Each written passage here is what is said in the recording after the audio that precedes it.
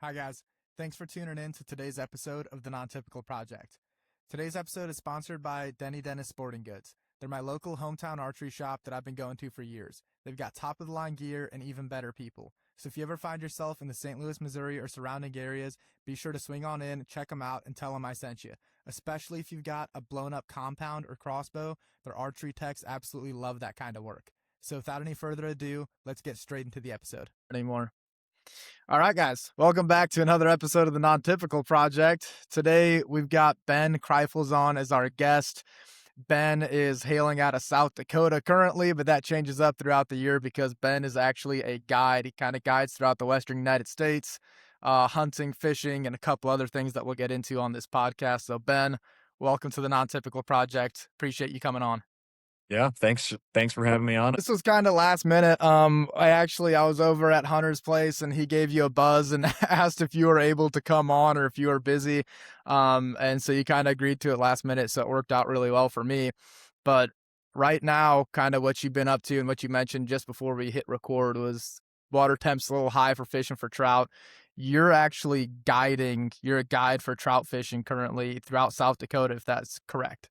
Yeah, for just fly fishing in the Black Hills. So we've got some pretty good trout water out here that's kind of slept on. It's kind of like we call it the gateway to the West, but a lot of guys drive straight through on their way to like the big Western streams in Wyoming, Montana, like Idaho. So we kind of get passed by, which I'm not complaining about because it leaves a lot of good fishing here for us. So That's awesome. yeah, I guide for Dakota Angler out of Rapid City. I've been doing that or I guess for about a month, and I've guided for a couple other outfits in the Black Hills. Before that, and just this, I guess Dakota Angler's kind of been the one that I've kind of gotten along with the guys the best and stay booked decently, I guess. I don't know. Yeah. Man, But it's cool because you'd mentioned before we hopped on here, you're kind of doing like the fly fishing guiding and all that stuff is like, this time of year thing. But you being a guide is, throughout the year. It's, in the fall you're guiding hunts, summertime you're guiding the fishing stuff. How are you kind of balancing the two? When do those seasons kind of end and start for you? And kind of how do you manage that as far as a work perspective goes on what times of year you're doing what? yeah, so basically, like I work with a hunting outfitter out of like I guess central Wyoming. They've got camps all over Wyoming, western South Dakota, and they do a lot of spring turkey and black bear hunts. So my spring starts, right around April 1st when all the seasons are kind of opening up out west. We'll get out there, start scouting, and basically just turkey hunt every day. Well, not every day because we have a pretty high success rate. Most of the guys are in and out by their first day. We actually only had two guys go past their first day the whole season. So Holy it cow. was a very successful spring of turkey hunting. And then went, I guess, 100% on bears, at least for shot opportunities. We had one that ended up getting away, but it's hunting, you can't control how well your client shoots sometimes. You can just provide the opportunity, I guess. Yeah. But With yeah, the guiding, so you're saying like this the 100% or darn near success rate of all those hunts is a wicked stat to throw out. yeah. Is this are these private lands? Is it public lands? Or kind of how are you guys guiding your clients? Where is that happening at? We do some private, we do some public. It kind of depends on the experience guys are looking for. I mean, there's a lot of birds out there, and some of those private spots, it's like almost shooting fish in a barrel to a certain extent. And so some guys, would rather kind of have like the more traditional turkey hunt where, we're doing everything the right way, Yeah. and to a lot of a lot of guys come from the South and have very like this is how turkey hunting should be. Yeah. And if you're not doing it this way, you're doing it wrong. And so you kind of have to build your hunters' hunts around how they want to hunt, basically, For sure. which might mean hunting public, might mean hunting private. And it's the same way with our big game hunts in the fall. We have private land, public land stuff. And um, a lot of it is certain units we have public land camps, certain units we have private land camps. And typically our public land camps are gonna be in those like higher draw trophy units, where the public land hunting is very, very good, but you're gonna have to wait 15 years to draw the tag. Yeah. So Man, that's the cool thing to me is like so you kind of have the both options available to the hunter, but what kind of goes past that for me is, you say that the spring starts, like April 1st for you when, all those seasons are kicking off and you get the turkey season and you get into black bears but how much time is there spent, or even is it even your job or your responsibility for the guide service to like be scouting that outside of the season and figuring out where to take everyone and what to do and how to, kind of get these out? Because can't have a client show up and just go dark. You kind of, there's those yeah. things set in motion beforehand before that client ever even steps foot out there. What does that look like on the guiding side of Yeah. stuff? Yeah, then sometimes you do go in a little bit blind, like the outfitter's like, "Yeah, we got this lease. I've never been to the lease." He's like, "But there's a crap load of animals on it." And Yeah, you've kind of got like it might be one evening to kind of try to figure things out, and that's kind of, that's what I've been doing my whole life just as a hunter and fisherman is, I might only have 2 days on the weekend to get out, and I'm trying to get it done 100%. myself, and it's like, sometimes that's all you need is that, like, 45 minutes that you got off to go check out a new spot, and you're like, "Well, I can take that little bit of info that I just seen and know that I can at least occupy the guys for the morning," and then, but For sure. usually if you spend a full morning there, you can really, get it, but it's also just trying to be a good hunter, I guess, Yeah, yeah, Some guys have a hard time, like, reading that kind of stuff, for but sure. yeah. Yeah, so you've got the public land side of stuff, which is going to be obviously exorbitantly different from the private land stuff. How competitive does it get out on the public land as a guide service, whether it's with other guide services or other local hunters or whatever else, where you're trying to get your client on an animal and into these areas? Is there a lot of, I guess, is there a lot of back and forth and trying to work around each other, other guides in the area, other people that hunt those areas, or is it usually pretty restrictive enough in those trophy units to where you don't really have to worry about it? Yeah, it's something, I mean, you do have to worry about it a little bit, but a lot of times, like, say an elk tag in a 15-point unit, you're usually not worrying about another guy running up on you and shooting the bull that you're hunting. Yeah. It's the guy with a cow tag or a deer tag in his pocket that's more likely to come in and just pop the ridge in the wrong spot, and, it happens, but it's something you can't really, I don't know. It's just hunting. It's the way it is, you can't even trying to avoid pressure. I mean, with the way the culture around like backpack hunting and backcountry hunting, you can ride 10 miles into the backcountry and you'll still have a guy hike up over the ridge on you that hiked from his truck that morning. With his And OTC squirrel tag that he's yeah, got to be out there. exactly. Yep. That's a But wild world to me because like this is gonna be my first year going out west. I've always just hunted Missouri and that's all I've done. But this year I'm gonna be going out west. And dude, I've never even seen a mule deer in the wild in person. Like this is gonna be the first time for all that stuff is this year.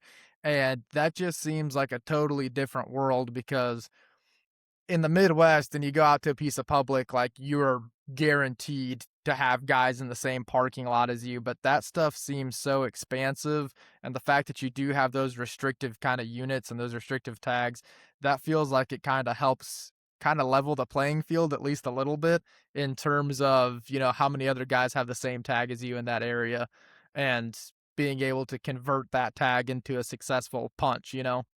yeah. So like I guess where are you mule deer hunting this fall? Uh, I will be headed off to Colorado this fall. Oh, nice. Yeah. Like mountain country or plains kind of deer? I don't know what I'm allowed to say and not allowed to say. This Oh, is a okay, this is yeah, a this is a hunter yeah. this was a Hunter Hogan recommendation. So Oh, okay, okay, okay. Yeah, I'm yeah. gonna plead the fifth on this one. Plead the But you fifth know what on I that one. I yeah. wasn't asking for the specific unit. I Dude, was asking if it was flat or hilly. I don't even give region. Honestly, I have no idea. I have Yeah. no idea where I'm going, brother. Yep. But yeah, I'm it's jumping in a it's truck with them. That's all I know. yeah, the thing you'll notice like hunting out west is that even areas that aren't that pressured, especially like very expansive areas, is there might only be one hunter per square mile, but you can also see that other hunter from Yeah. a Yeah, mile yeah, away. yeah. Like there is less pressure, but at the same time, like it's easier to get screwed up by a guy walking like skylining on a ridge half a mile away and that's something that you don't have to worry about. Back east. I grew up in southeast Nebraska, so it's Gotcha. pretty similar country or, hunting river bottoms and bluff country in the breaks there for whitetail. So um but yeah, it's a whole different ball game once you really dive headfirst into it, which Yeah, I'm pretty freaking excited for it because it's been one of those things that's like been on the bucket list for so long, and I think it was nothing other than my own nerves kept me from like leaving Missouri to go hunt. I was like, well, I don't know if I have the gear for that, and I don't know if I can really pull that off, or whatever. And so this year I just kind of threw caution to the wind, and I've got 3 out-of-state tags sitting in my pocket currently that I'm like, all right, we're gonna go as hard as we can this year and figure it all out if as best as I can. But you mentioned Nebraska there and growing up there. Is that kind of where your family is from? Is that how your hunting roots started? And kind of how'd you get your introduction to hunting deer? I'm assuming you started with deer, and it's led you yeah. to a pretty wild place right now. So how'd that all Yeah, kick off for you? shoot, I think the first thing I ever shot or anything was a possum while I was squirrel hunting when I was like 5 years old. you know? But like my dad would take me deer hunting with him all the time and when I was 4, my grandpa started taking me turkey hunting with him. So like my whole life I was just into it, and then I think I shot my first turkey when I was like 8 years old, and Yeah, then shot my first turkey with a bow when I was 9 on my birthday, which was pretty cool. golly, And like after that, like I obviously had to wait till you're 10 years old, I guess, to hunt in Nebraska. And then once I turned 10, it was like I quit basketball so I could hunt more in the fall and this winter, that's awesome, dude. like, and I was 13, 14 years old. And I'm like, I don't have enough time to go hunt with my dad every time he goes out because of this whole basketball thing. Yeah. Like, since then it just has really taken off, and I feel like my love for it just grows more and more like every day. And the more you learn about, the animals, the way they use the terrain and their habits and everything, it just like fascinates me really. That's one thing I love that you mentioned that because I feel like hunting and this is true for a lot of stuff, but hunting I can't get over it. Like the more I learn, the less I feel like I know about it. Dude, I always tell people like I'm just getting started. Like I don't care like what bucks are on my wall or what, I can't get over the fact that every season it feels like I'm starting completely fresh brained because I learned so much the previous season where it's like I have to look at it with totally new eyes the next year every single time I Yeah. step foot in the woods. And that's one of those things where it's like it'll keep you honest. Like hunting's always been that thing for me where it's like, you talked about playing basketball as a kid or whatever and stopping that to go hunt. Like if I played soccer as a kid or whatever, like I could always blame a teammate, if we didn't win the game, or you could always be like the ref was made a bad call. Dude, hunting has been one of those things I found in life where it's like if you're not successful, that's your fault. Like there's no amount of like, this or that circumstance happened. It's kind of the success or lack thereof is always on you. And that's one of those things where it's like just it'll keep you honest and I love it. Yeah. Yep. It's just really cool once I mean, I don't know, especially hunting new places like consistently. Like I think I'll be hunting 2 new states this year, which, like, we'll see how much time I actually have to do that. I'm hoping somebody fills, like, one of my longer hunts early and just wants a flight back home, and I can go on my own hunt, but, yeah, I'm really excited for it, and, I mean, this season's gonna be a lot of fun. I drew a couple decent tags, so I think, we'll see. I haven't killed a whitetail in a long time, so that's kind of Oh my yeah. goal for the fall is, to kill a nice whitetail with my bow, That's and awesome, man. hopefully You my South Dakota muley with a long bow. Oh, no kidding? Yeah, We're that's gonna the other goal. we're gonna circle back to that one now because the longbow's been something I've been kind of just dabbling in here recently that Yeah, I like see it as we hanging on the get me wall behind excited. you there. Dude, I'm so like actually dog water with it. It's horrible. I've got an effective range of 15 yards. If it's 15 yards or in, I'll kill it. Yeah. If it's past that, dude, it's getting away.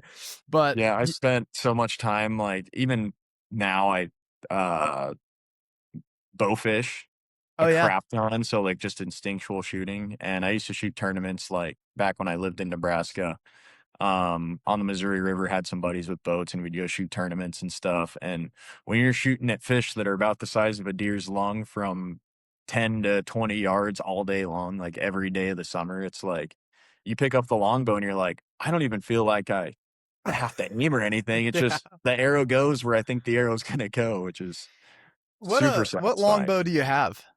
I have a Bear Montana, Okay, what's the poundage on that? What's the AMO? 55. 55. Okay, Yeah. so dude, this thing right now, when I get it fully drawn back, is sitting at 65, and I've never shot a trad bow at length before, brother. I tell you, blood blisters on every finger. Like I can't, Yeah. like, dude, these softest little office hands. This has been, it has been brutal learning this thing. Yeah, and drawing it back, and if you do gotta hold it here for, like, 10 seconds, it's just like Yeah. It's a 69-inch AMO, but you know, at my draw, so like with a compound, I'm 31 and a half, so I'm probably about on 30 or so on the trad bow, maybe 29 and a half to 30. It's reading 65 right there at the corner of my lip. And yeah, it is you almost have to just shoot it instinctually, because if I try to hold and aim like point on, my fingers can't handle it, even with a tab. Like I'm gonna need a thicker tab or something. It's incredibly difficult. yeah, But it's kind of cool to learn, because I don't know if you experienced this or not, but the more I shot a trad bow, the more I was able to pick up on the little things that I could fix about my compound form. Like the yeah, same, I found myself like making the same mistakes or the same kind of little target panic issues. They really showed themselves on a trad bow, where when I was shooting with the compound, I'm like, oh, that's that feeling. That's what that was. And yeah. it was one of those things that helped me kind of cure a couple issues I had going on. Yeah, I have horrible target panic, and I don't know how to fix it. I've tried for years, and it's like I could shoot dots at the range all summer long and shoot every single day, and then there's a 330-inch bull elk standing in front of you at 25 yards, and everything that you practice for me at least, like, Out has the just window. fallen apart in the moment, like, almost every time. Have you tried shooting a hinge? I have not tried shooting a hinge. I shoot like, four-finger push button right now, Dude, or a thumb button, I hinge guess. a hinge will get rid of it. I Yeah, promise. Oh, dude, ask Hunter about it. I'll like ask him about shooting a hinge to fix target panic. It doesn't let you. Like it flat out just doesn't let you. yeah, It'll cure you pretty fast. Like I was horrible about it for years, and I had no idea, because I just got used to shooting like that, and like punching the crap out of everything. And as soon as I got a hinge in my hand, I would say my groups probably went from like, like that, just to like just suck down, like every arrow touching, even yeah, out past 60, 70 yards. So a hinge mhm, has been huge on that side of stuff. But real quick, I want to circle back to that kind of where you started versus where you are now, because dude, you're doing some pretty awesome stuff. How do you go from, okay, at 10 you stop playing basketball, you want to keep hunting, you have your high school years, people are figuring out where they're going to go to college and what they're going to do. How do you get to the point from like that time period of life to what you're doing now? You're guiding fly fishing, in the spring and summer, you're guiding clients on hunts.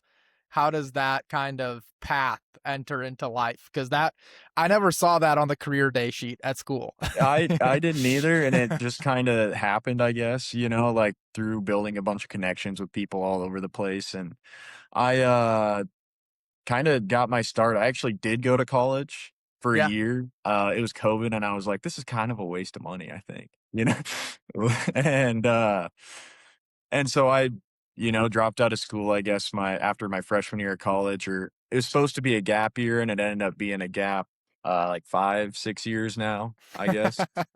So, I was like, it was kind of the goal to go back at some point, and now it's just like, I feel like I've kinda stumbled into this career that I really enjoy more than when I have worked like office jobs or Yeah, kind of the more blue collar work side of things where, um, shoot, I look at it even when I'm on like a bad day, like these guys are paying a lot of times an absurd amount of money to for come sure. do this every day, and I'm like, I get to be out here every day doing what they're and I'm getting paid for it, you know? Yeah, But it really started with, like, Rolling Bones Outdoors. I started working for them in the winter of 2022, I think, or 2023.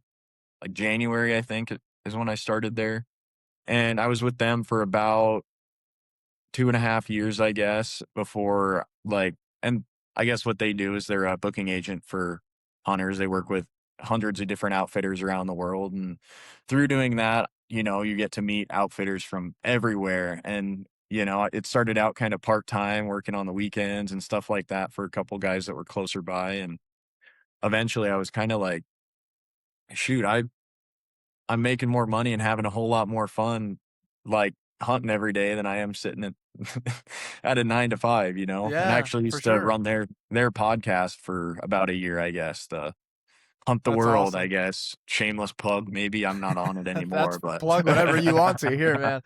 Dude, that's awesome because you're kind of talking about that, and the hunting world and everything that I've experienced too is very much like what you're saying right there, where you kind of find a way to, so whether it's Rolling Bones Outdoors or wherever else, like you get into this space where the networking is, you realize how small the world is. Like there's a oh yeah, connection to be had everywhere, and oh it everywhere. leads you to guiding. So what was your kind of first guiding job where it was like a full-time gig for you? So my first guiding job, I guess, was just fly fishing in the Black Hills over the course of the summer. And it was like 3 days a week usually, and I, like, cut back on my hours at the office because I was like, "This whole, like, fishing every day thing is pretty fun," and so I was guiding fly fishermen for 3 days a week, and, a lot of times your clients are rather inexperienced, and then, like, when they get done, I'd be like, "Okay, this is you guys go about, do your business, and I'll just keep fishing because 'cause I'm, like, trying to learn everything to the best of my ability, and then the next spring is when I started doing turkey hunts for French Creek Outfitters, the outfitter I currently work for. And it was still kind of like the part time thing. And then last June is when I guess, left Rolling Bones to start full time hunting every day, I suppose. That's Hunting, awesome. fishing, loving every day, I guess. How much of it is big game guiding for you? Like throughout the fall, are you Um, pretty booked up with that? yeah, I'm booked pretty much every day of the entire fall. Which isn't to say, like, at least for the spring, I was booked almost every day turkey hunting this spring, but when you're killing a turkey every day on the first day, you get Yeah, a lot of free time to do stuff, which during the fall, a lot of times you're helping other guides and stuff a little bit more than you are in the spring when I'm like kind of the main turkey guy for them, I suppose, at this point, or the only turkey guy. yeah. So What's the success rate difference? Obviously turkey are a lot easier generally, but like what's the success rate like on the big game species when you're taking clients out? probably success rate is we usually try to go by like shot opportunity, Yeah, which it's mainly because uh, there's a lot of guys that come out and might not have shot their weapon for a year before they get there and for then sure. miss 7 times or draw blood on their second day and Yeah, their when I hunt's over say when they success rate, draw I blood. mean you put them in front of an animal, and Yeah, like yeah, and the that's really, like, even in the fall, it's probably 80 to 90% on wow, putting it in front of an animal. Obviously, like, elk are gonna be elk and mule deer, are kind of the 2 toughest just because everybody's coming in looking for a different quality of animal. for And if sure. you tell me you wanna come out and try to kill a 200-inch deer, like, Yeah, it's 20 depending on what camp you're in, there a 10 to 20% chance of even seeing an animal like that, yeah, yeah, But absolutely, that's only in our, like, kinda high quality, you need 15 years to draw the tag kinda areas, for sure. But People get That lucky every year too, you know? yeah, and but that to me seems like a stressful part of it. And I could totally have the wrong perception of this because I've never guided, right? But when you've got someone like you mentioned, it's people coming out, they're spending exorbitant amounts of money, to make these trips happen and all that stuff. It's very easy, I feel like, if you're in that situation to point the finger at a guide real quick and be like, they didn't get me, whatever. Yeah. So how much, how often are you running into that? What's it like, in your shoes? Are you focused more so on by any means necessary, get this guy just in front of an animal, or is it, kind of focusing on their experience? How do you kind of split that up between making sure they're enjoying the experience regardless of the circumstances versus I need to get this guy in front of an animal no Yeah. matter what? Because that can be It's so dependent and difficult for you to do in certain situations, I could imagine. yeah. Yeah, especially with like archery hunts. Yeah.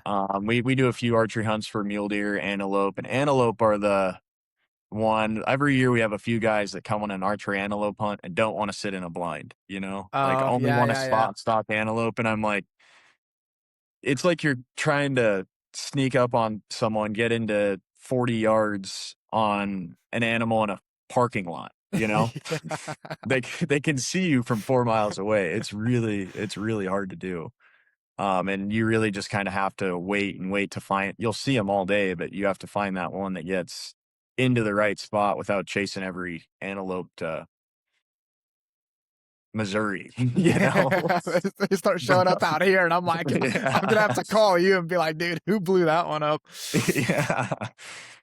Yeah, Yeah. It that's only take them about 20 minutes to get there. Them suckers are oh, fast. yeah, I've heard they're incredibly quick. I know a guy that, allegedly shot 7 arrows and didn't hit a single one a few years Yeah. back, but, I Yeah. mean, That's not probably, I've shot at a lot of antelope and I'm still yet to hit one. So yeah.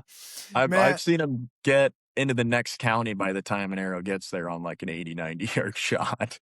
that's what's crazy too is that, our knowing what you know about, let's take antelope for example or whatever else, and you've got a client coming in and you're like, I know we can get it done in this blind and they don't want to do it that way. Are they kind of usually accepting that the odds are going to be against them at that Yeah, point or okay? typically. And you really have to set expectations for people. Yeah. Like there's a certain, like, some guys will come into camp thinking that when you're mule deer hunting, there's a 190-inch muley standing behind every freaking tree. But the thing is there's no trees around. So I like, was about to say. and like it's not impossible, but it's one of those things in certain camps, it's very, very difficult to do. And like some of them, they just aren't around every year. Every 3 or 10 years, you'll see one like that, and then Yeah. other areas, it's a lot more common, but it's genetics, management, the whole deal. And you just have to set your client's expectations to kind of be like, okay, like the biggest deer I've seen in the last 6 days has been about 155, which is a great mule deer. Sure. Guys talk about 180 as that benchmark, but the mule deer hunting hasn't been getting better really anywhere in the last, 20 years now. It's kind of steadily gone downhill. And with that, you kind of, every gas station in Wyoming has a 200-inch buck in it, but that doesn't mean that there's a big buck behind every gas station in Wyoming. Yeah, they're just covered in dust and cobwebs, you know. Yeah, yeah. If you notice, it's 1983, 1955. And back then it was the prime time, the heyday of mule deer hunting, and we just don't have it like we used to. But there's still good bucks around, and you really just have to cover a ton of country to find them Yeah. next level deer. What's the elk hunting like, on the guiding side of things where you're kind of getting somebody out there? I imagine that experience is going to change based off private or public land, but Yeah, I guess what take me through like what the average, guided elk hunt looks like. Are they staying at a lodge? Are they hiking in? Are you guys backpacking in? And then how much does the client's, I guess, physical ability or physical capabilities play a factor in the success rate of that hunt? Because my general working knowledge of elk hunts is you better be in pretty decent shape if you want to go get after them seriously. Yeah. Yeah, especially for archery, for, rifle, a lot of times I mean, there's a lot of guys that shoot elk from the vehicle during rifle season when they're especially those, like, migration kinda hunts where the elk are down in the low country. Yeah. At least where we hunt, there's a lot more roaded access, and a lot of times, like, um, some of those animals are, like I mean, you're shooting them 50 yards from the road or, Wow. like, you just have to creep right up over this ridge, and he's standing 200 yards down at the bottom of the next ridge, you know? That's It's like wild. but, like, that's also one of those things where it's, like, timing of the hunt, and then there's those certain areas that, like, you can set a guy on this knob, and you might only have to walk 100 yards from the vehicle, and if you guys sit there for 3 days, a nice bull's gonna walk in front of you. Especially on the migration corridors and stuff like that, you get a snow, and then all of a sudden, they just come out in droves. Gotcha. And, I mean, a lot of the biggest bulls that I've seen have been within a half mile from the road. But So very doable even, they're they're actually all 10 miles deep, though. yeah, yeah, keep those guys hiking out there. Yeah, but we do private land stuff that, you're staying in a lodge. A lot of times you're hunting, like, covering ground in an ATV, glass and alfalfa pivots, that kinda stuff, and then there's also hunts that are, you ride back on horses, stay in a wall tent, and it's kind of what you're looking for, what tag you drew more importantly, because you can't just get a tag every year in Wyoming. So a lot of times, whatever tag you drew is kind of which camp you're sort of stuck with. And like we kind of got a little bit of everything. That's the cool part is you can Yeah. do the backcountry, hardcore kind of elk hunting, or you could do stuff that's, go sit on a hay bale on the edge of a center pivot and watch them come out of the hills. Play Xbox that afternoon right afterwards. Yeah, Th- exactly. That's cool, man. And that is the interesting part too. They can kind of choose their own experience to a certain degree of just like what do you really want to, what are you looking for? Yeah, But man, being in the part of the country that you're in and having all the opportunity you've got, you mentioned being booked a lot. How much does guiding, yeah, you get to hunt and fish every day, but how much of it is for yourself? How do you kind of balance yeah, that out? Because I feel like if I was, man, about the time if I was a guide and a client missed a absolute unit of an animal I put them on, I'd probably be ripping my hair out. So oh, yeah. how do you balance that out, for your own experience? Yeah, really, it's kinda luck of the draw, it seems, like, sometimes you get a guy out, he fills on the first day of his hunt, and then I've got 3 days to kinda 3 or 4 days to kinda do whatever I want, but I get paid for the entirety of For sure.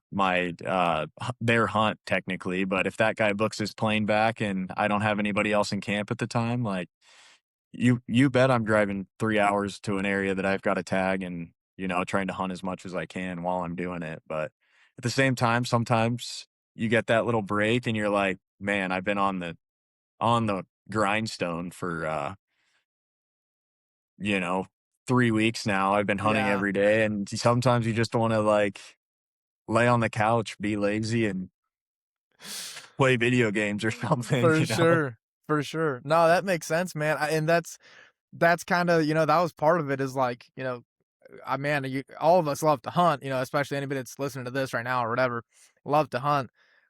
Dude, you hunt for 9, 10, 12, like genuinely hunt straight 9, 10, 12 days in a row. Man, I don't know. Something happens, at least for me, around like day 11 or 12, if I'm hunting consecutive days all day. I need a break. I gotta sit down. Like I gotta not go, let's go at least dry off the socks, dry out the boots, and like let's just regather right around that point there. Yeah, So that that's makes how sense, man.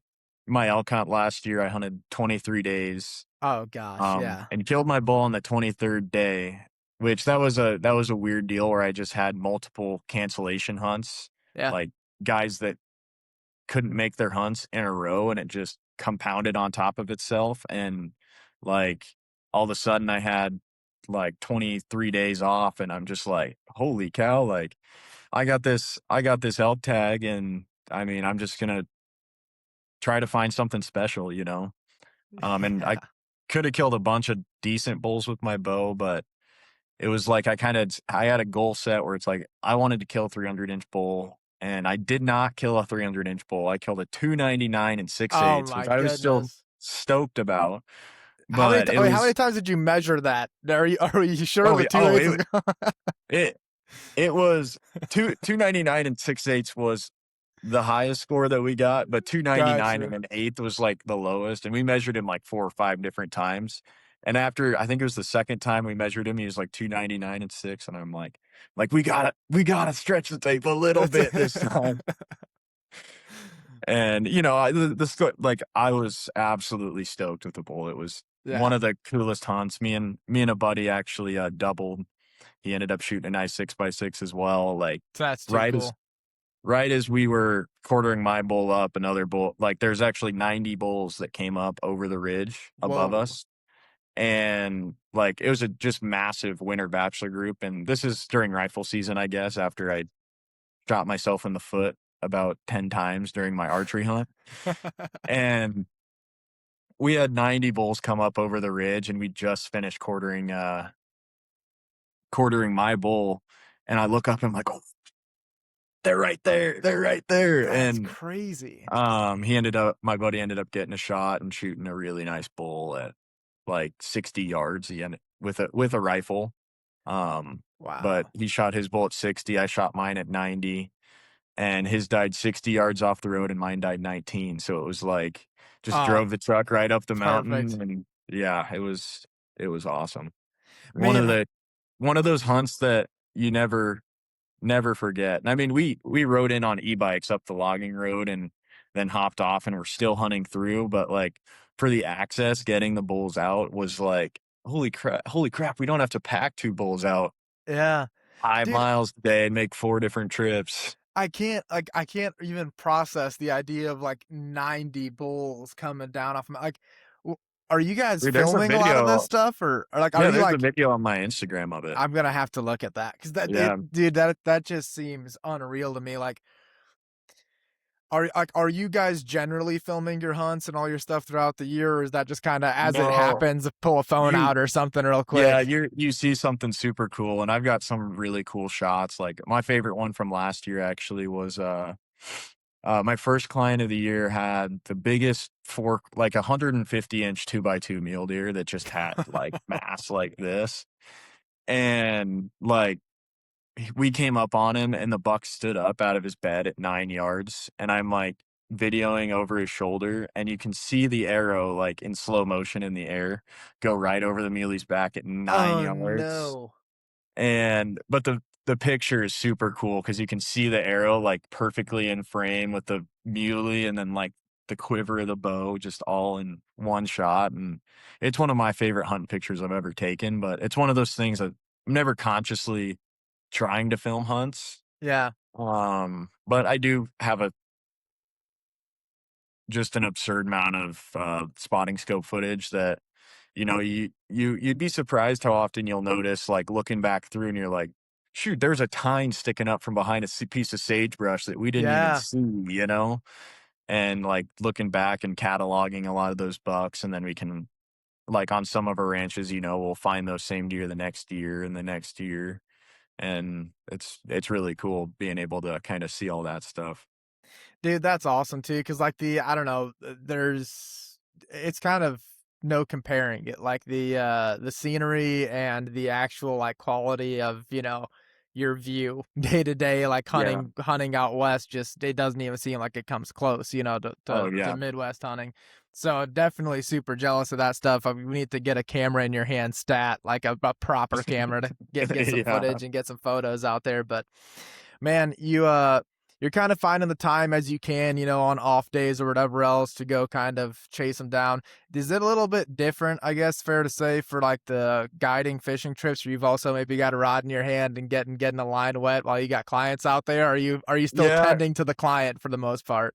Yeah, I'm tending to the client pretty much the whole day. And a lot of times, like we'll fish to a certain time, Yeah, and then anything past that time, like say we've got to walk back a half mile to the truck doing a wade trip. yeah, Um, I'll tell them like, you guys can keep fishing as we walk back to the truck. but I'm gonna have one of these rods in my hand as we walk back because there's you can only watch so many missed shots at fish before you're like walking back to the truck and you're like, gosh, I just want to lay one up right in front of him and make a perfect drift. And it's and I end up I've had a couple days where you kind of accidentally catch fish trying to demonstrate or show how to make a proper drift and Yeah. like which yeah, I always try to hand the rod off, but most dudes, women and children, you lay into a fish while you're doing a demonstration and you hand them the rod and they're stoked. They're stoked about it, but like a 40-year-old dude is kind of like, no, dude. Are No. Yeah, you yeah. calling me a bitch right now? If you tried to hand me a rod with a fish on it, dude, I'm throwing it in the brush. Yeah. Oh man, yeah. I could see how that gets a little bit conflicting sometimes, depending Yeah. on the group you got with you. But Yeah. And some guys are like, oh, some guys are like, they want you to fish with them. And like, you get those every once in a while. And even then, I'm like, it's still all about you. But like, yeah, that's I got to gotta be be like, fun no. though. Yeah. But then a guy will be like, I've already caught 20 fish today. You take a cast at that fish. I'm like, okay, I guess.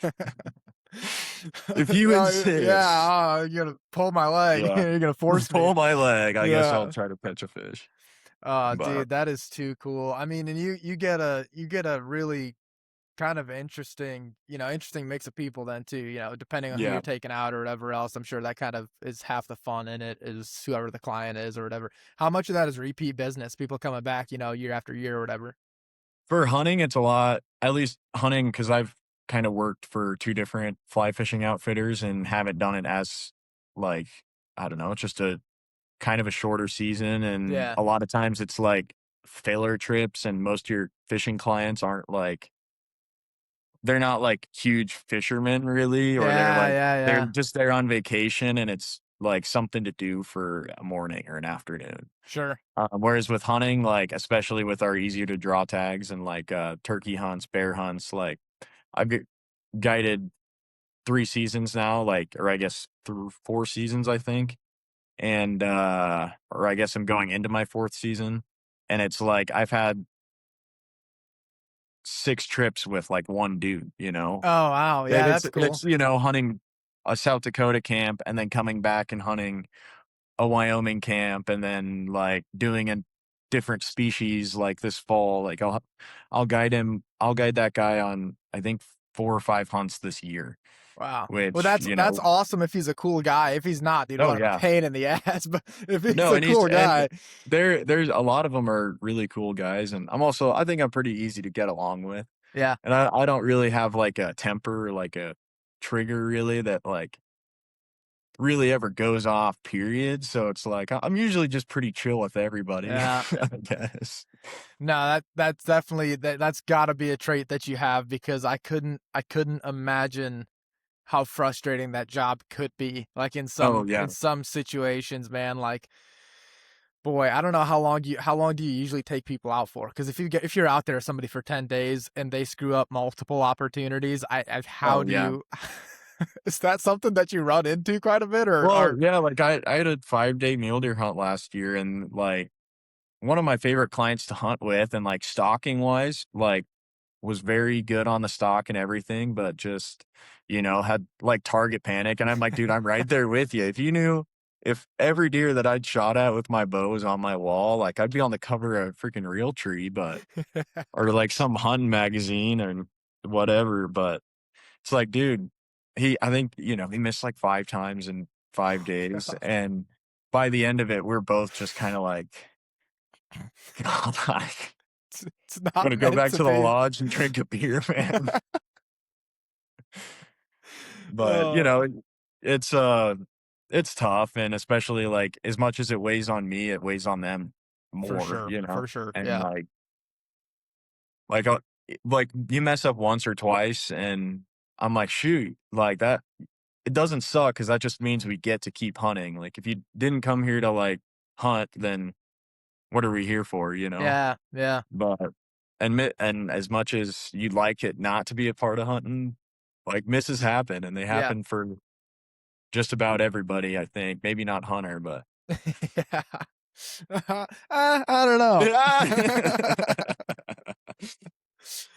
Man, I gotta say that part's pretty cool, but you mentioned the bear hunting a few times, and I do wanna ask about that because that is, like, one of my, like, special interests as of late. Like, I'd say over, like, the last I don't know, it's probably kicked off for me, like, 4 years ago where I was like, "I wanna go on a black bear hunt with my bow. I wanna go on a black bear hunt with my bow." Like, that's I can't get it out of my head. So it's something that I'm hoping that if I can't pull it off this year, then hopefully by next year I'll be doing that.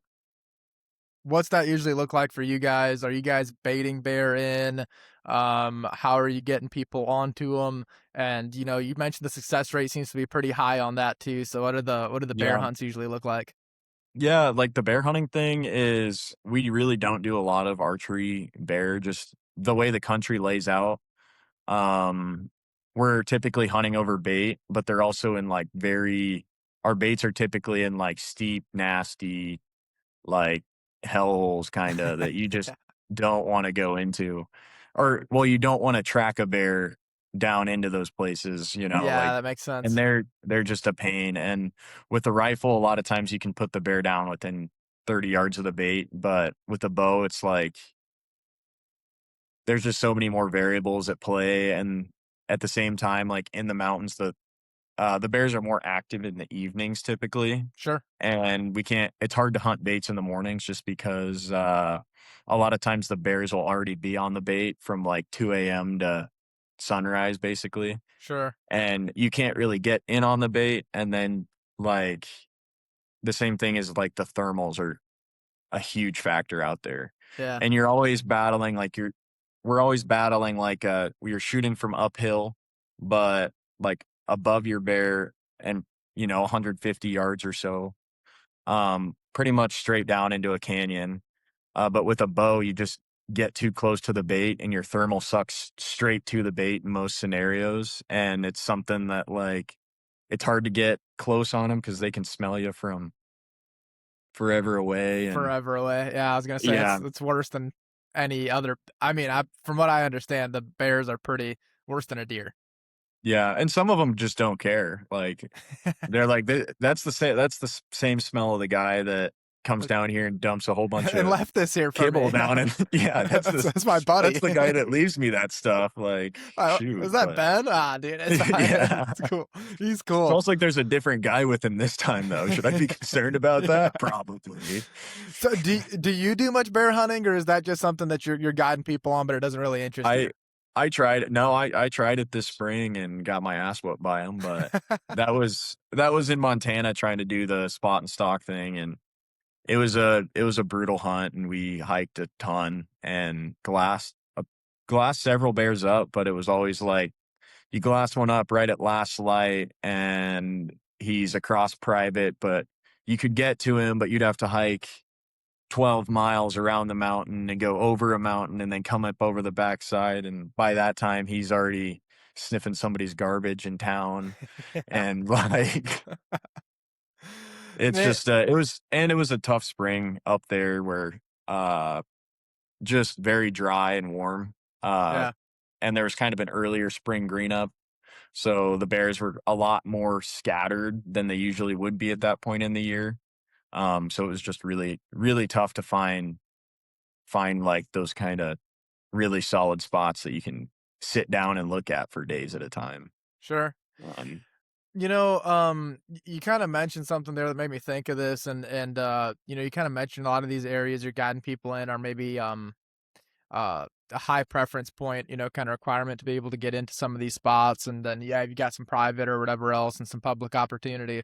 How often are you actually yourself hunting the same stuff that you're guiding, or does that almost never overlap for you to that where that almost never it's never overlapped for me, and I probably won't ever hunt those areas because I'm not really a point builder. I'm a point burner. So I'll instead of like being like, oh, I could draw this unit with 10 points. I get to 3 points and I'm like, but I could also draw this unit. go And next season? yeah. And then Hunter sent me a couple pins in that unit, and he's like, dude, I bet there's a 200-inch deer laid up there. And I'm like, gosh, you're probably right. And I kind of look at it like I have the philosophy. Obviously, those like high point units are great, but there's a lot of guys that spend their whole life building points, wanting to draw that premier trophy unit, and they don't end up hunting anywhere besides those premier trophy units, but they only get to hunt once every 10 years, or they go on their first elk hunt and it's in a 20-point unit, Yeah, and they expect to shoot this absolute monster of a bull. And some places they do, but a lot of times it's like I if I spend every fall elk hunting and then have like, my Arizona, Nevada, like kind of states where I'm planning around like a long-term strategy, and then hunt the easier to draw states every year, and really hone my skills to be as good of an elk hunter as I can. I know that when I do finally draw my tag in one of those states, it's like, it's not going to be easy because it's never easy. sure. Um, But you're going to be but prepared at a but I'm minimum. gonna I'm gonna be prepared, like, and that's all you really can do. Yeah, for sure, man. So what are those, this is kind of something that I find interesting. You're someone that you grew up in Nebraska and hunting, I'm assuming both whitetail and muley. You grew up chasing birds. And then you found your way out west. You guided, you're into fly fishing. You've explored a lot and you've gotten to do a Yeah. lot of this cool stuff. Is there anywhere that or any kind of experience and all that stuff, whether it's your hunt or a client's hunt, that like sticks out to you as like, dude, this was the hunt that, I can't forget this one. This was just either whether it was just how it went down or any of those moments that stick out to you as being a really good example maybe of one of the better hunts you've been on. Honestly, my elk hunt last year was, I mean, it was a grind, and when it all finally came together was like, I mean, I think I'd have to look at my, like, health tracker or whatever on my phone, but it was like 380 miles in September or something like that, Holy cow. maybe. And it was like obviously I talk about hunting close to the road a little bit, or like in certain areas, but it's like at the same time, like especially elk hunting is, you might find a bull a half mile off the road and then he takes you 6 miles back, and Yeah, you don't even yeah. realize how far you got, or it's just the running in circles and up and down little ridges and stuff that um you really need to be in shape for, like just trying to keep up with them. And when you do come up on that bull, you're not like wheezing and stuff. But I mean, it was a phenomenal hunt, and I spent a ton of time out there, really learned several units very, very well, and it just made me more confident as an elk hunter, like especially after my first season hunting the unit and then the second season hunting the same area.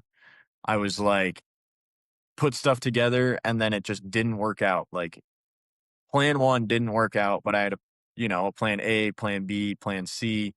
And it was really cool, like seeing, like, I don't know, I have like a philosophy of elk hunting basically that, like, I feel like I could almost write it down and like follow it to a T, and you'll have a pretty solid chance of killing an elk. But it wasn't, it was my fault. It was the only reason I didn't kill one with a bow. Like, Yeah. I think I missed four big bulls, and was at full draw like 8 or 10 times over the course of Wow. 22 days. And it was like every other day I had like a decent shot opportunity on a bull. That's And wild. I was just screwing it up and screwing it up. And then I had to bring out the boomstick. So it was like, you can't screw it up. Clean up crew at the end. Yeah. Yeah. But yeah, I did find, actually, it was, uh, I did find one of my, or not find, but like my main target bull of the fall. I went to go check that area out, like right after I shot my bull on opening day of rifle season, and I was going to drive down there because there was a couple nice muleys around that I'd seen. And driving up to the spot that I'd usually glass from, there's a guy parked there, or he's rolling down the road with my target bull hanging out the back Oh of his truck. no. And I'm like, oh, Oh it was just gosh. painful. Yeah. But Man, I want to ask you this too because I think you're gonna have probably one of the better perspectives that I could ask anybody this question. So, as someone that you hunt for yourself, you guide, you've seen a lot of the country.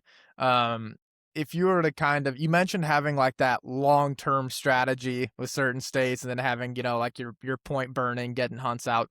If you were to structure out like your ideal season of I want to hunt here, I want to get points here, and I want to hunt here, like what does that kind of look like to you? What animals are you chasing? What part of the country you're trying to be in? If you had the season just to yourself to hunt and you could get a handful of tags figured out, or places that you want to put in for, what are If those states and tag species looking like without if getting too time specific? if time and money wasn't like a hassle, I guess, Yeah, like yeah, I have yeah, unlimited time to hunt, but even like I feel like having just a whitetail, a mule deer, and an elk hunt every year would be like ideal. Which I don't have an elk hunt this year. I'm waiting for next year, I guess. But my dad drew his tag for the third year in a row, so we're uh we're heading out for that for his hunt basically. Which he basically just raised a hunting guide, so it's like Oh, what a deal for him, though. You know what I mean? yeah. And I still get to elk hunt a bunch, but like ideally just being able to hunt because I love like tree stand style, like that's what I grew up on was like Midwest whitetail hunting. Yeah, And then the elk hunting thing is newer. I mean, I've been doing it for 4 years now. Um, but it's still one of those things where I feel like I've got to fast track my um arc as a elk hunter where it's like most people get to spend, they might get to spend 9 days every other year out there if they're doing like a full archery hunt. And it's like I've spent like 45 days elk hunting last year, and then another 30 days the year before, and then another 25 days the year before. And it's like when you get to spend that much time with them and around them and living in an area like the Black Hills in South Dakota that have a ton of elk, yeah, um, you you go out, you shed hunt every day after work, and you really like learn these like corridors and the habitats and like certain slope angles and spots that, like hide these bulls, and you're like, man, it's all starting to like make sense. And I feel like I could take what I learn in each of these places and apply it just about anywhere and be able to find elk. And then, I mean, the mule deer thing is kind of like I think it's where everybody like kind of dips their toes into Western hunting. exactly what I'm doing. And Yeah, yeah, it's mule deer, antelope usually. And like started hunting mule deer when I was 15, I think. In Nebraska, and yeah, I've been lucky enough to kill some pretty nice bucks in Nebraska and decent buck in South Dakota. And like I feel like it's just one of those things, like the variety. I'm not a purist of anything. I'll go hunt whatever I have a tag for, really, but it's not like I need to go shoot 10 whitetails in a year. And some guys, like want to just lock in on one species and go hunt every state. I know guys that have elk hunted 5 different states in a year, and yeah, they're all yeah. like crappy, easy to draw tags. And like, I'm sure it's a blast, but it's also a grind on some of those archery elk hunts for sure. Yeah, Um, man. If but you were to pick somewhere, so like you do a Midwest whitetail hunt, then you want to do a mule deer and an elk hunt, like is there states in your mind that are like this is where I want to hunt mule deer, this is where I want to hunt elk, or like maybe a certain part of the country that you're like prefer elk hunting this part versus that part, or kind of how does that work out for you? yeah, like Colorado is kind of like the mule deer mecca. Sure. I would say Colorado or Wyoming are two of the states that you can hunt mule deer in that have big deer, lots of public land, and like you can actually get the tags. you know? Yeah.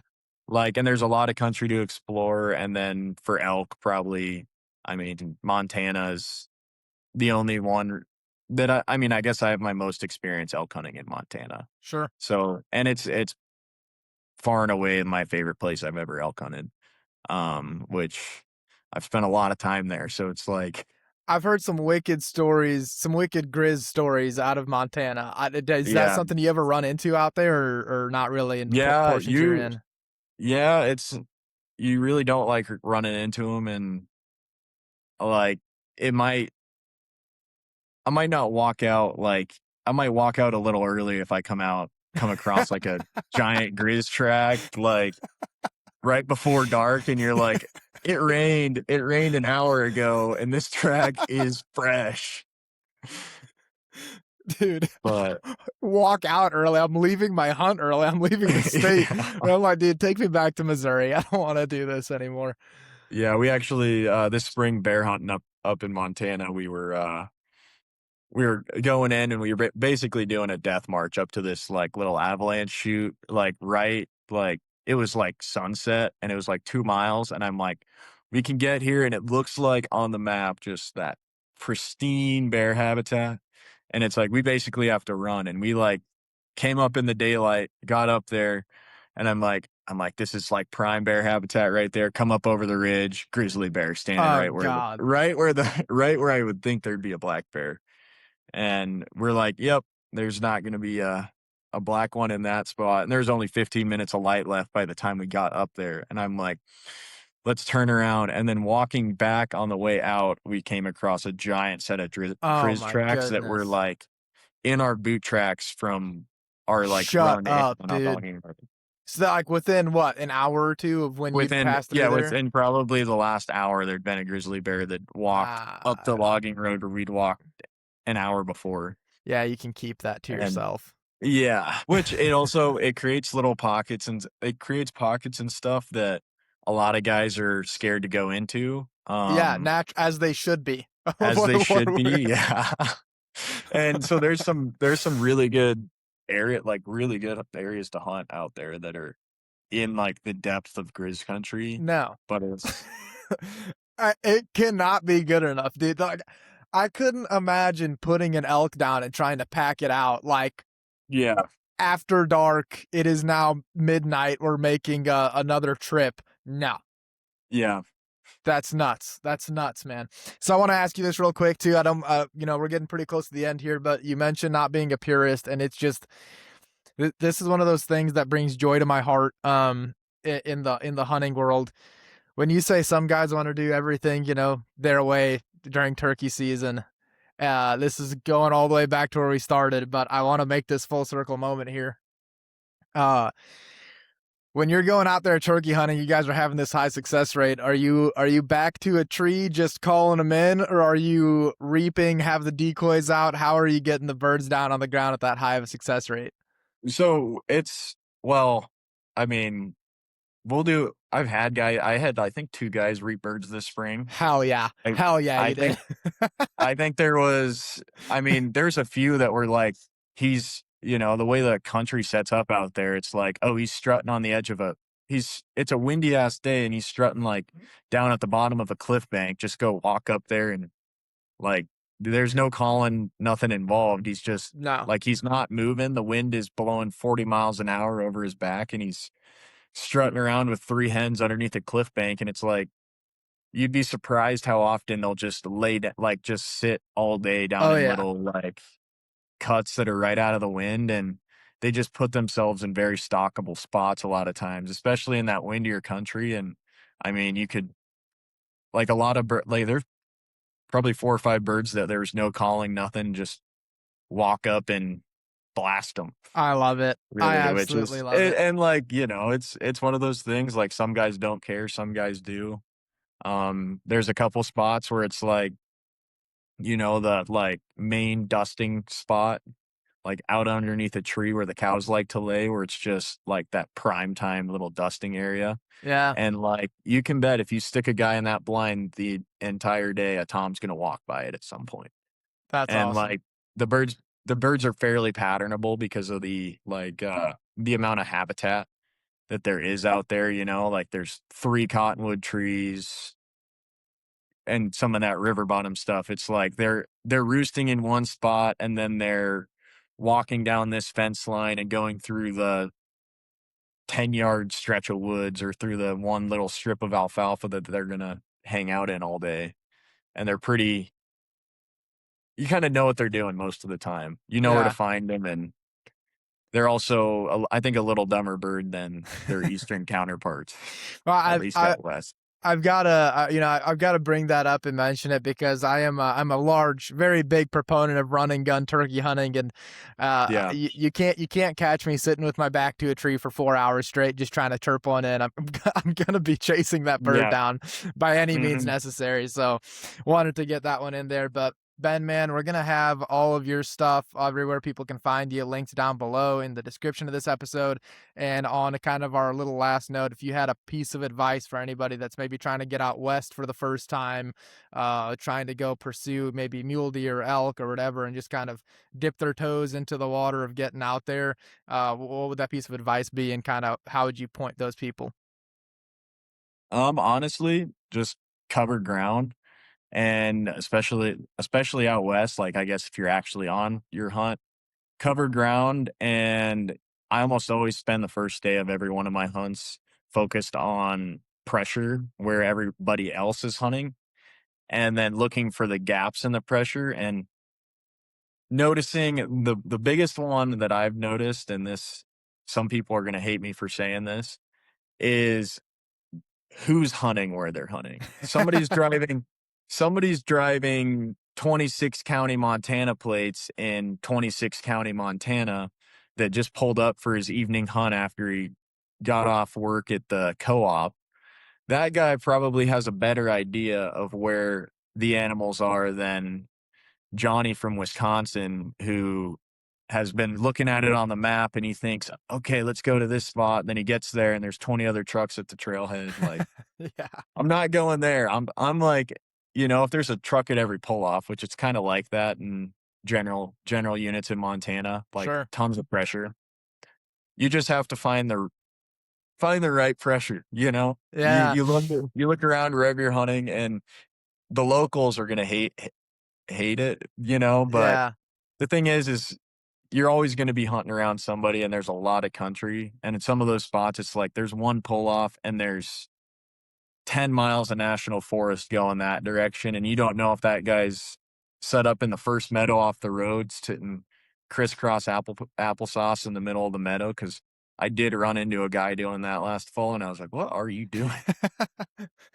meditating. It was the bear man guy that was Dude, trying to make friends with the Grizzlies. yeah. And he's sitting there, and we like walked up on him, and he's like, well, I seen an elk here 2 years ago. So I just figured I'd sit here and wait. I'm like, and you're not like using any cover or nothing. You just literally crisscross applesauce smack in the middle of the Just meadow. going off vibes. Maybe he knows something I don't know, but Dude, that's awesome. And you know what? That is such a solid piece of advice too. Like seriously, that yeah, some people are gonna get really pissed that you said that, but it's you gotta think about it. It's the truth. You do use some deductive reasoning as you're, going around. Maybe the guy with Arkansas plates isn't gonna be the best authority as to, what's yeah. going on in a Western state. That, and just talk to everybody. Anybody you run into, just be nice, be friendly, talk to them. Bullshit. You never know. You might get some helpful advice, or guy tells you, I'm on the last day of my hunt, but up on that ridge, like, Yeah. go try that out. Or driving down the road, bullshit with everybody you can, anybody you see. It's like, that's one of the best ways to learn it, is just absorbing the information, being nice to everybody. And like, you meet some cool people, make some friends, and all of a sudden, like, next time you're out, or next you're hunting alone and you shoot a bull, and you've got a guy that you can call that's hunting right over the ridge. Yeah, Like, for sure, man. It that's one of all the coolest things about it, is I've almost built a community, like, or not built a yes. community, but it's like I feel a sense of community in certain places out there where it's like, man, it's, I'll see the same guys hunting the same spots, and like, swing by their camp at the end of the day and bullshit with them for a little bit, and learn how to read their bullshit, because some of them guys will just bullshit you to all hell, and then other guys are like, will tell you way too much, and it's like, actually, like, I don't need to know that much, like, Yeah, but you've like keep now it going. said, yeah, go ahead. Continue on. Continue on. Yeah. Let me grab my notepad real quick. Yeah, hang Uh, on. You man, said that it mountain? it always comes back to networking. It always does. Yeah. Whether when you talk about you getting into guiding versus you getting out onto a new property or something like that, always a lot of hunting is networking and just figuring stuff out, and it can lead to your next successful hunt or it could lead to your next adventure. So either way, Yeah. man, it's a huge part of what we do. So Ben, thank you so much for coming on, man. Yep. It's been an absolute pleasure having you here. Thank you guys for listening, and we'll catch you on the next one. Thanks. I hope you guys enjoyed today's episode of the Non-Typical Project. If you're interested in our special guest, their information, as well as my information and our sponsors' links, are all going to be down in the description below. If you guys could, be sure to leave a positive review for the podcast, as it helps me out a ton. If you got any questions or anything that caught your eye during this podcast, you can leave a comment down below, and I'll be sure to get back to you as quick as possible. Thanks for tuning in, and I'll catch you guys next week.